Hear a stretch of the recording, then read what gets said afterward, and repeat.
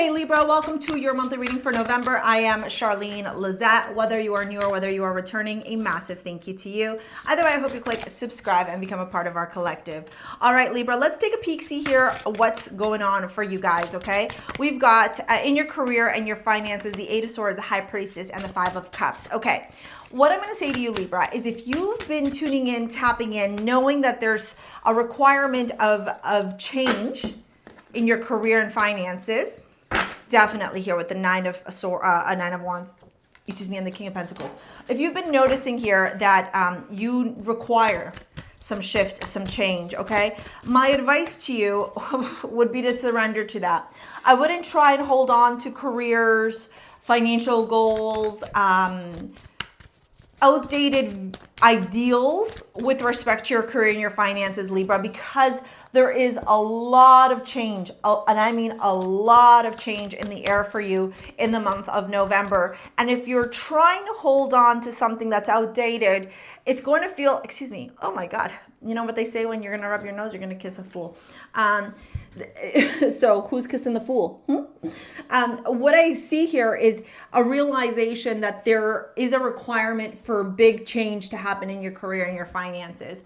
The Eight of Swords, the High Priestess, and the Five of Cups, you're clearly unhappy with something here in your career and your finances, or you're feeling very stuck. But if you pay attention to the High Priestess, it's like she knows the answer. She knows the direction to take. She knows the path forward. She knows the way towards your success. So tune into the inner knowing, tune into the sacred wisdom, the intuitive hits, the downloads. What is your body telling you? What is fear-based versus what do you need to surrender to? What is truth versus what is illusion or insecurity or anxiety?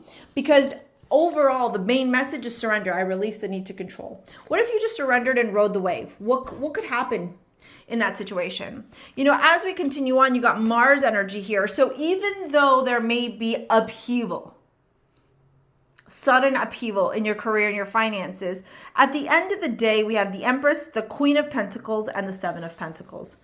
Okay? And I just noticed that this Queen of Pentacles has a weird eye.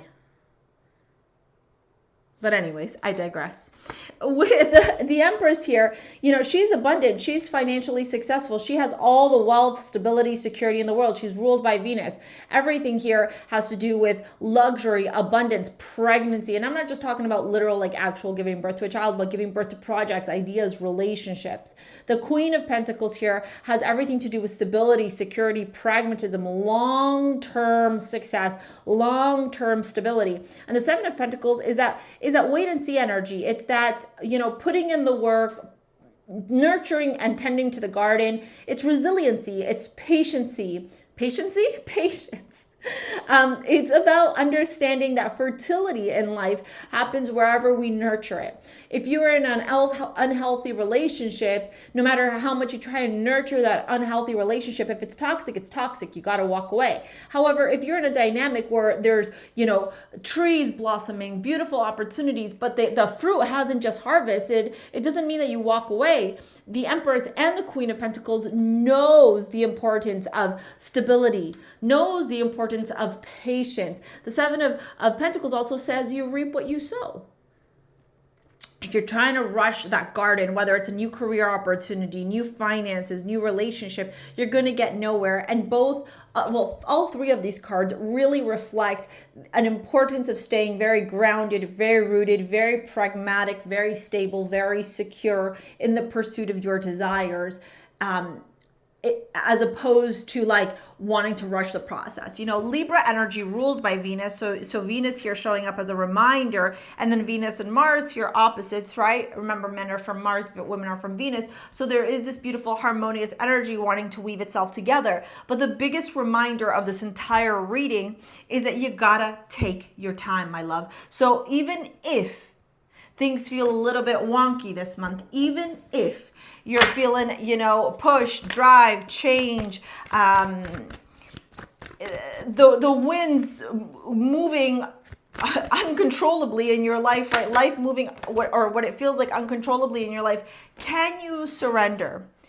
Now, if you want to book a session or you want to join my free Quantum Wealth Activation webinar, it's down in the description box below in the mailing list. Okay, make sure you sign up to those. All right. Now, or if you want to book a session as well, okay? Now let's dive into your love reading here. We have, I'm sorry, defenselessness, writing past wrongs, uprooting, the Empress and the Six of Pentacles, strength and the Ten of Swords. Yeah, Eight of Pentacles and Temperance again. Wow, so Temperance, a theme here, right? No, I lied. What did I say? The Empress and the Six of Pentacles, strength and the Ten of Swords, and the Eight of Pentacles and Temperance. Justice, King of Swords, here you are. You're making big moves here. This could, to be honest with you, indicate some of you walking away from a relationship. Maybe the relationship has to do with work. Ugh. Like maybe you got involved with your boss, or you're the boss and you got involved with an employee. Like it could have manifested in that kind of way. Yeah, intimacy, bonding, confiding. Yeah, and maybe you want more, and so you and your partner have realized, oh wait, we want more, so this means I'm gonna have to walk away from my career.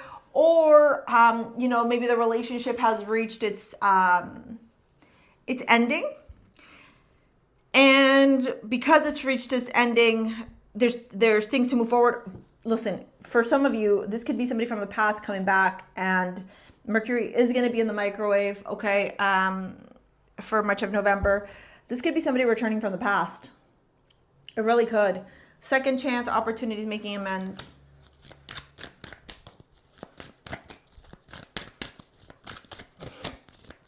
Eight of Pentacles, Temperance.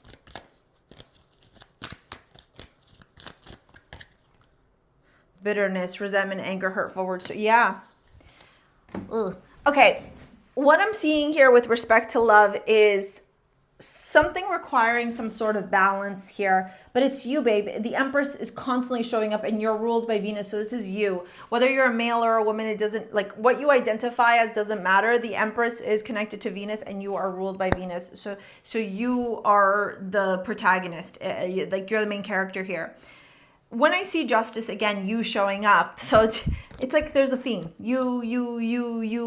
It's all revolving around you. There's a big decision to make here. Do you try and nurture this relationship, even though it might have already expired? Do you close the door on this past connection? Do you find peace in this past connection because you realize it's the only way to move forward in your new connection? Or are you just choosing to let go of the past completely, realizing that you got to alchemize all these relationships that you've had that haven't worked out in order for you to find your true love? And with that, I will say, if you want to attract your soulmate, you want to manifest your soulmate, go watch this proven framework. It works, okay? It worked for me. It'll work for you. It's worked for other people.